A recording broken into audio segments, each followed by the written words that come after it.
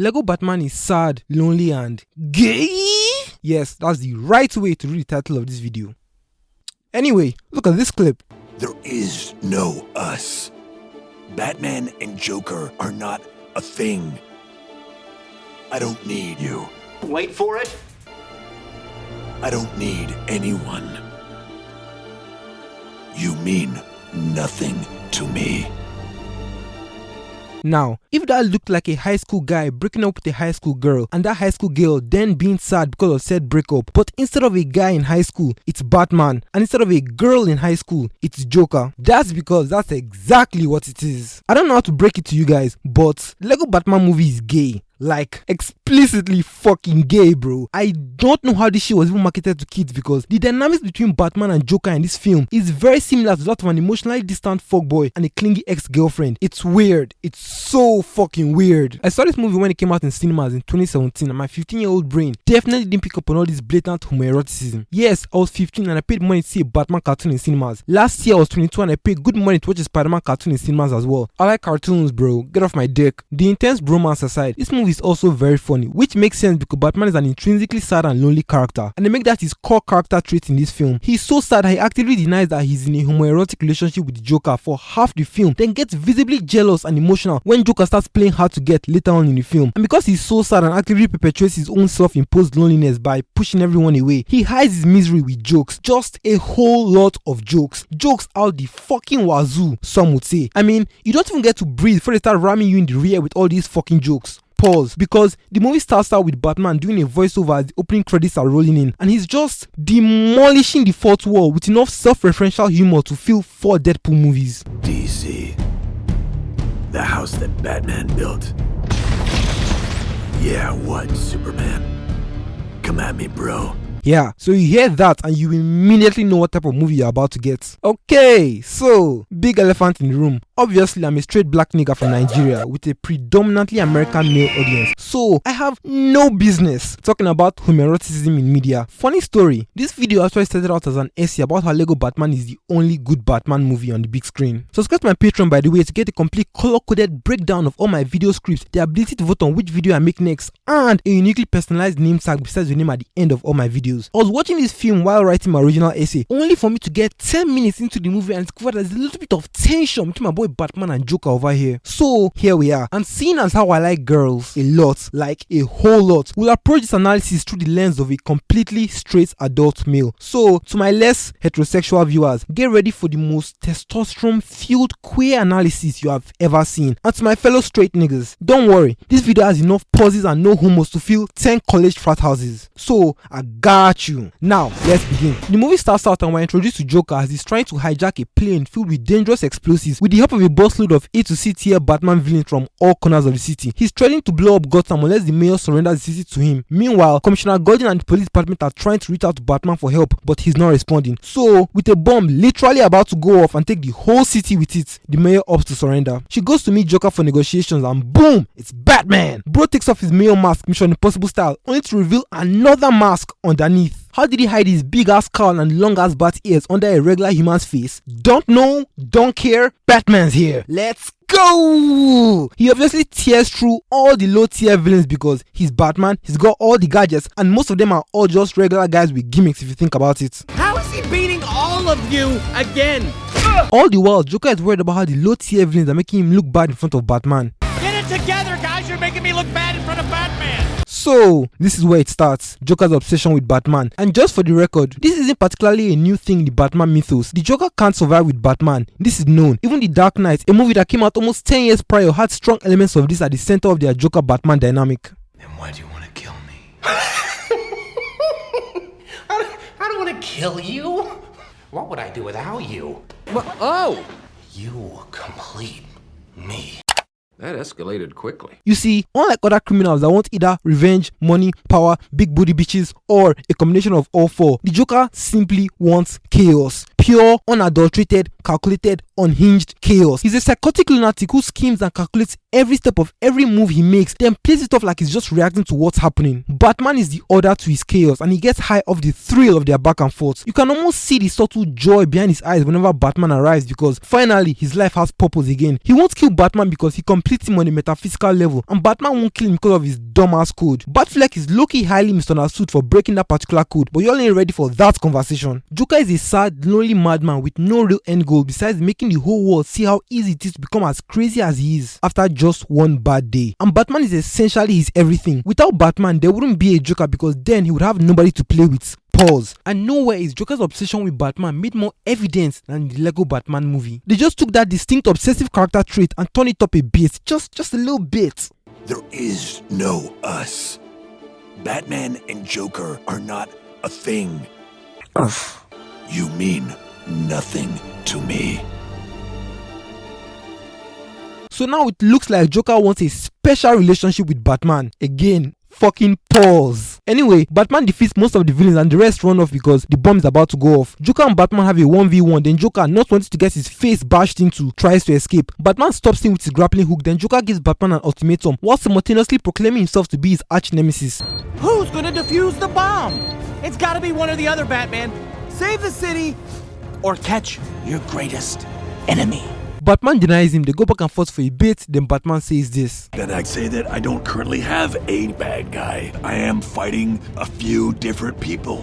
What? I like to fight around. You see that right there, that is a little something we like to call superb character writing. Batman is very clearly afraid of commitment because of the pain he still feels from the loss of his parents. Any nigga who's had their heart broken knows exactly what he means when he says he likes to fight around and he's currently fighting a few different people. That's peak fuckboy vocabulary right there. Yeah, you should know, you broken and traumatized shell of a human being. Wow. Editing Weko came at me with even more self-deprecating comments. Imagine my fucking surprise. It won't kill you to give a nigga a compliment every once in a while, you know. Yeah, but that's gay as fuck. You know, you'd never let me hit the end of it if I even remotely began to sound like I was being genuinely nice to you. Accidental analogy for the weird dynamics of male friendships. I guess you are kind of smart. Gay! Fucking knew it. Haha, gotcha, nigga. Batman obviously enjoys his dynamic with Joker, but because he's afraid that Joker will leave him the same way his parents did, he's apprehensive about letting himself get too attached to him or anyone for that matter, as we'll see throughout the movie. He doesn't want to go through the pain of losing someone that's important to him again because he doesn't know if he'll be able to survive it this time. I don't need you. I don't need anyone.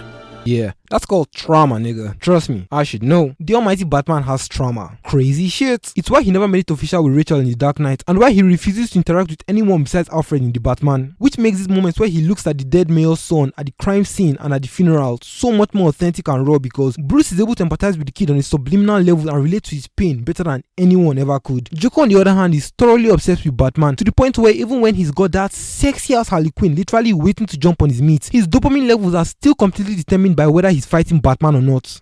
I don't believe I would be Superman without fighting Zod. See? Superman gets it. Why can't Batman? Most of the things he does are all in an attempt to get Batman's attention so he can chase him, defeat him, imprison him, let him escape, then do it all over again. You know, homoeroticism aside, pause. The concept of Batman villains being obsessed with him isn't entirely unheard of. One would even argue that by simply existing, Batman creates his own rogues. Take the Batman 2022 for example. The killer left this for the Batman.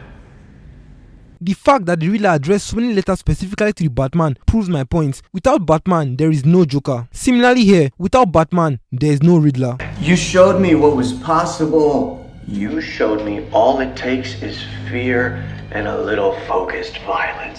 Oh! You inspired me. You're out of your goddamn mind. What? This is all in your head. You're sick.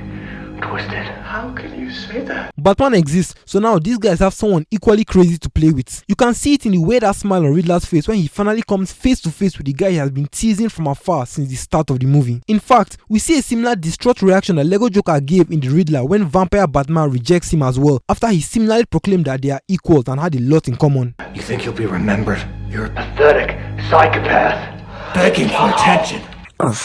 You're gonna die alone. No! A nobody! No! Vice President Batman did something similar with his Joker, but his reaction was more tamed and rational, easily why he's the best Joker. You complete me. You're garbage who kills for money. Don't talk like one of them. You're not. Even if you'd like to be. Wait for it. To them, you're just a freak. Like me. Batman may have emerged to stop low-level crime, but by showcasing himself as some freak willing to go out there and do whatever he wants, he indirectly enabled the core members of his rogue gallery to do the same. So in essence, Batman might be trying to stop crime, but by simply existing, he's indirectly creating it. Send tweet. It's crazy how the more Batman rejects Joker, the more obsessed with Batman Joker gets, which is a very suitable analogy for the perfect male-female dynamic in relationships. The girl should be thoroughly in love with the boy, while the boy just likes her and simply enjoys her company. So evidently, Batman snapping Joker back to reality like this. You mean nothing to me. No one does. Only makes him sad in the moment, but eventually leads him to go home and figure out the best way to permanently get Batman's attention. And even though it looks like Batman just hurt Joker and broke his heart right here for no reason, he only did it because of the defense mechanism he had installed as a way to deal with the death of his parents, which is an important thing to take away from this interaction. Hurt people, hurt people. It's not just a quirky Instagram infographic. In your everyday interactions, if a person does something that offends you, sometimes they might just be a piece of shit, but other times they might have their own personal dilemmas that they are going through and just so happen to be in a bad mood when they interacted with you that day, then simply chose to use you as an outlet for their frustrations. It's a very common thing. I've done it, you've done it, your mom's done it. Even the people that are just pieces of shit are like that because of some traumatic series of events that they had to suffer through in their developmental years. The guy that bullied you in school or made you feel like a bitch for seemingly no reason at all was definitely physically or emotionally abused at home, or at the very least was feeling very inferior and helpless in a certain aspect of his or her life. Don't look at me like that. Yeah, girls can be bullies too. Have you seen Mean Girls? And they just use bullying you as an outlet to release those emotions or as a way to try and regain some sort of control in their life. So just remember that similar to Batman, the next person who hurts you might just be dealing with their own personal demons in probably the unhealthiest way possible. You don't have to excuse their bad behavior, but expressing a bit of empathy every now and then won't kill you because it's not always about you. So what, you think you're some kind of therapist now, bro? Fuck off, nigga! Anyway, Batman lets go of Joker, chooses the bomb to prove his point. Who's gonna defuse the bomb? It's gotta be one or the other, Batman. And drops the metaphorical mic. You mean nothing to me. No one does. He saves the city, so people start gathering around him to thank him and show their appreciation. There are posters, cameras, lights, and even policemen to try and keep the crowd at bay. Then as he gets in his narratively inconsistent Batmobile and drives off, that's a joke from the original video script, one guy shouts out, "Hey man, I love you more than my kids." So do I, guy.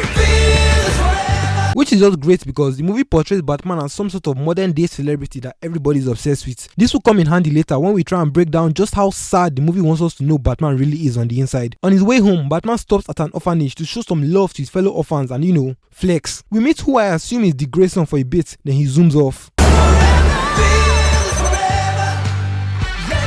Hold on, Wayne Manor's on an island in this universe. I don't need you. I don't need anyone. Okay, jeez, nigga, damn. I heard you the first time. You're lonely. We get it. What is the password? Iron Man sucks. Thank you. Nice. You know, I like the fact that his Batmobile doubles as the Batwing, but hasn't anybody noticed the fact that Batman's car keeps flying into Bruce Wayne's island every night? Really? Nobody noticed that shit and put two and two together? Okay. Put this bomb in the museum. Certainly, sir. Hammer space. Nice.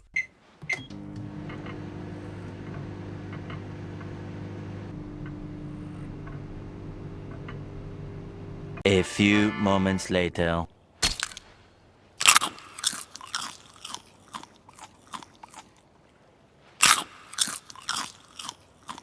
This is sad, bro. This is so fucking sad. All that money, all that stuff, all that space, and here you are, alone. Money buys freedom and financial stability, but it definitely doesn't buy happiness. That's just a fact of life, to be honest. You could have all the money in the world, but if you don't have your niggas to flex with, your girl to spoil, or your mom to take care of, then all that stuff, it ain't gonna mean shit, nigga.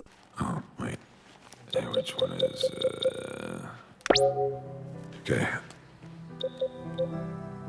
Ah yes, the first of many Warner Bros. Recognizable IP dumps. The contrast between Batman's bubbly life outside and Bruce Wayne's sad, lonely existence on the inside is crazy. They really made sure we felt the dichotomy between his two personas, if you can even differentiate between them. Seeing as how his house is so empty that he can wear his cowl and move around freely without fear of ever revealing his secrets. It also sheds light on the reality of a lot of celebrities that we obsess over these days. Sure, they might have all this money and fame, but are they happy on the inside? Do they have a healthy social circle, or do they just have thousands of people that stalk them on a regular basis and make them feel even more unsafe and alone? Would you look at that? A Batman cartoon just made you empathize with the filthy rich members of society. There's a whole lot of empathy going around in this video. My name's Richard Grayson, but all the kids at the orphanage call me Dick. Well, children can be cruel. Yeah. Hold on. First of all, how did we end up with Dick as the short form of Richard? As a society, how did that happen? Richard, Dick. Fucking how?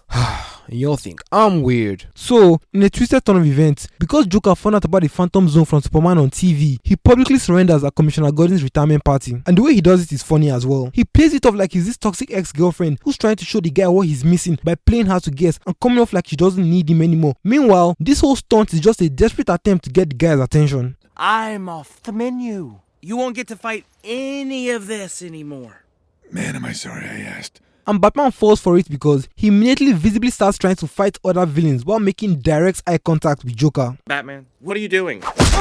Punching Bane? That was unnecessary. Oh no, you can't fight Bane anymore either. Really? Then he reveals that they are all surrendering as well, which technically means that the war on crime is over and the city no longer needs Batman. So he immediately gets an existential crisis and falls into a deep depression. No more crime! No more crime! No more crime! No more crime! No more crime! No more crime! But circling back to the whole Joker surrender situation, guys, if your girl is very clearly trying to play games with you like this, you don't need to feed into it. Don't give it any attention, don't react, and definitely don't try and beat her at her own game. No, you can't come down to a level like that. You can't be too interested, which looks like you arguing with her, and you can't be too uninterested, which looks like you trying to laugh it off in a condescending manner. You simply remain as a detached and unbothered third party until she feels dumb, starts missing you again, and comes back to her senses. So, Batman kind of fucked up right here when he ended up giving Joker the exact reaction he wanted. Anyway, Batman monitors Joker from prison, then denies it when he gets caught by Barbara Gordon, the new police commissioner whom he has a crush on. And the whole situation comes off like a guy stalking his ex on Instagram. They're getting weird and defensive when his bro catches him scrolling on her pictures from 2 years ago. Hey, Batman. Barbara! What are you doing? Nothing.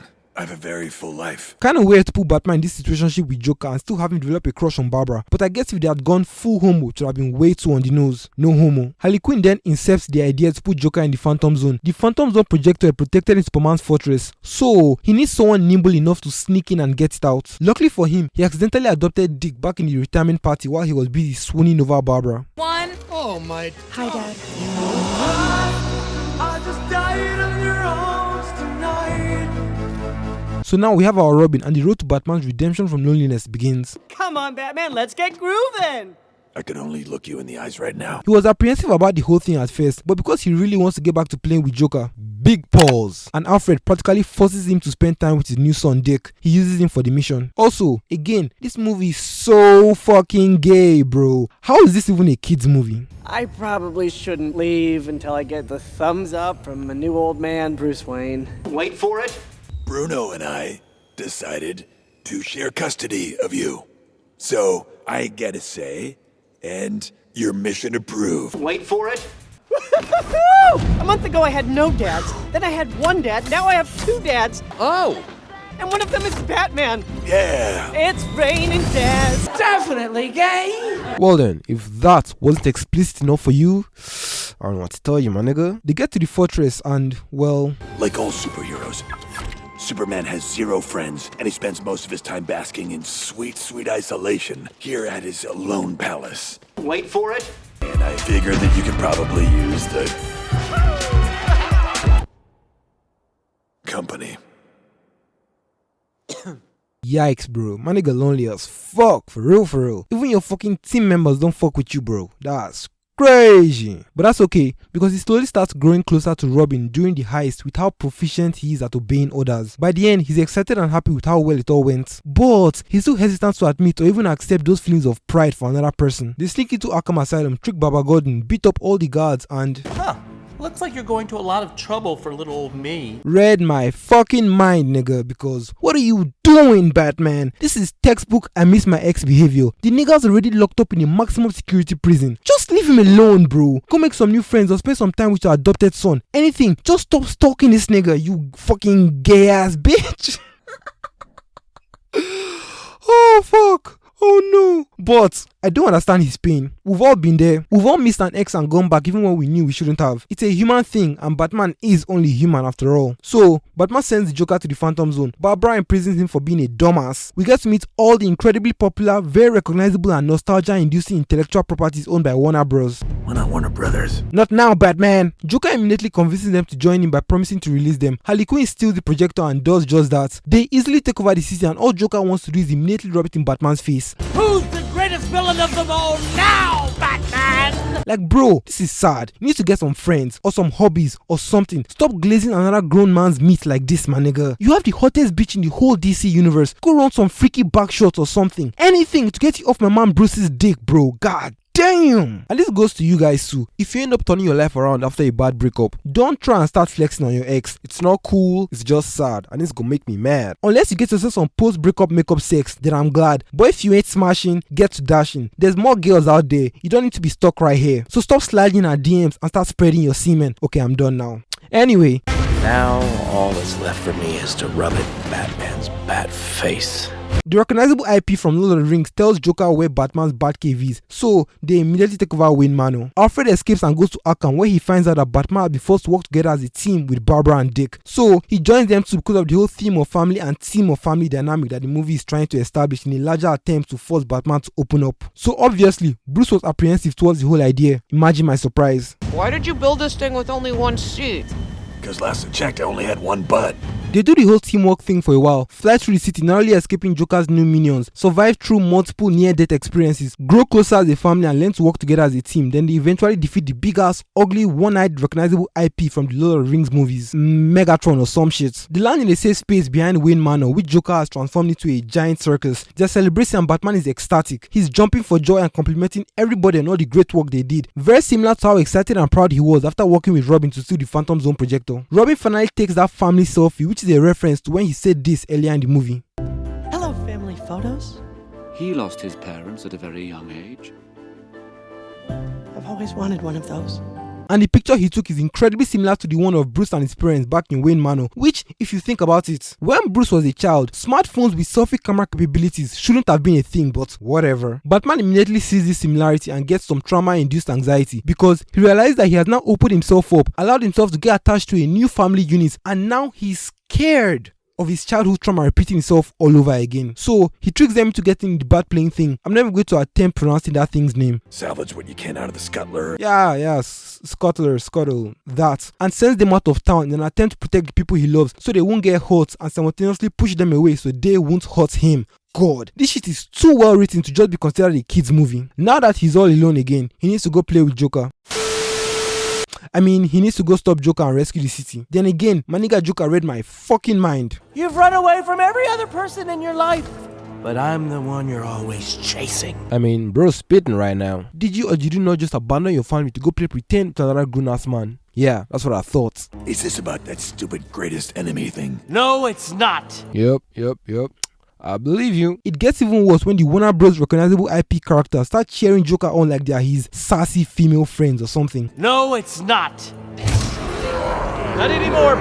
You tell him, Joker. It's time for a fresh start. He's not worth it. So, despite this not being about the stupid greatest enemy thing, Joker goes on about Batman never saying I hate you. Proceeds to say it. Batman, of course, being the stubborn and emotionally distant fuckboy that he is, refuses to say it back. Joker says this: I am not gonna be part of a one-sided relationship any longer. Definitely gay. Then immediately sends Batman to the gulag. Now, there's this thing at the Phantom Zone that scans new members to make sure that they are actually bad guys who deserve to be there. So, it scans Batman and shows him all the times he was mean, selfish, inconsiderate, and just downright awful to the people around him.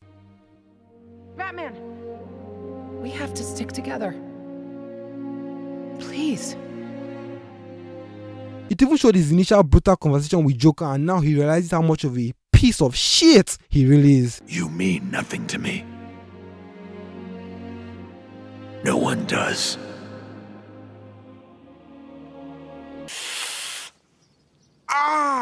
Listen, you don't have a family. So what do you know about having a surrogate son?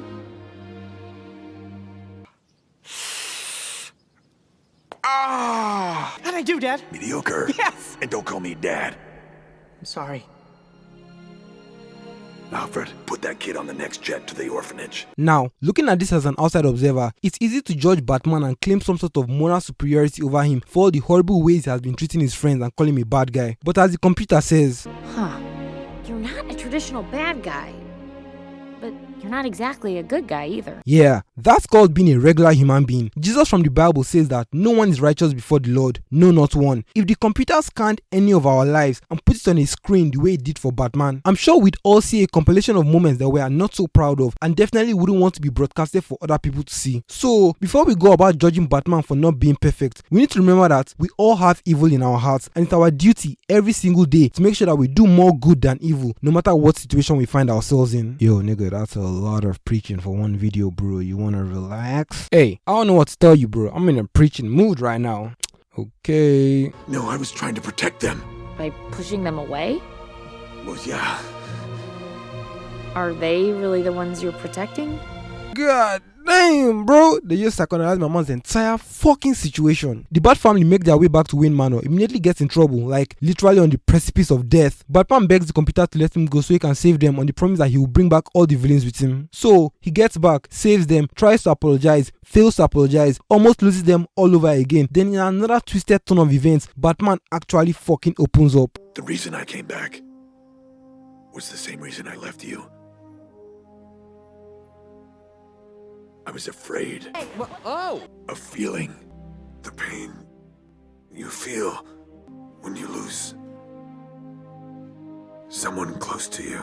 Only took you an hour and 30 minutes, but at least you finally sorted out your emotions, my nigga. Never underestimate the power of introspection. Some of you will still be walking around with a lot of childhood trauma and keep wondering why you can't maintain a fucking long-term relationship. Go explore your emotions, my nigga. Stop carrying that heavy-ass baggage around. Anyway, they team up with the original bad guys from the start of the movie for the big final fight. They all get their costumes, kick some ass, send a few bad guys back to the Phantom Zone, but the bomb ends up going off and now the city is splitting in two because of some bullshit about flimsy tectonic plates or something. They're all Legos, so they stick together in an attempt to force the city back together. Coincidentally, Joker is on the other side, but he refuses to help. So Batman then finally admits that, well, I'll just let him say it. If there's no Gotham, then I'll never get to fight you again. What? Wait for it. You're the reason why I get up at 4 o'clock in the afternoon and pump iron until my chest is positively sick. You're the reason I've given up a life spent with Russian ballerinas and lady activewear models. Definitely gay! And if it wasn't for you, I never would have learned how connected I am with all these people. So Joker agrees to help. They save the city, continue flirting with each other. I hate you, Joker. I hate you too. I hate you more. I hate you the most. I hate you forever. Then Batman has to do a Flash Season 3 finale because he promised to go back to the Phantom Zone. He drops some thematic wisdom before he goes. It's gonna be okay, kid. Sometimes losing people is part of life.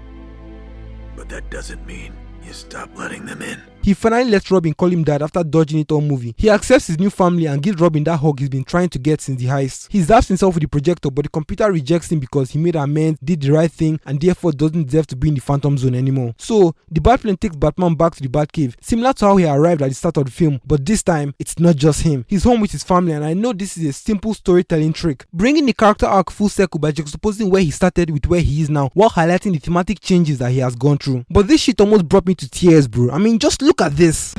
Hey, computer. I'm home. I'm home. I'm home. Hey, computer. I'm home.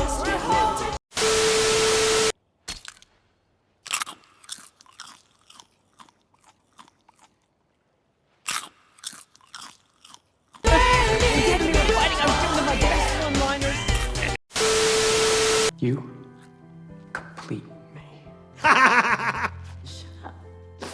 You had me at hello. You complete me. If you wanna make the world a better.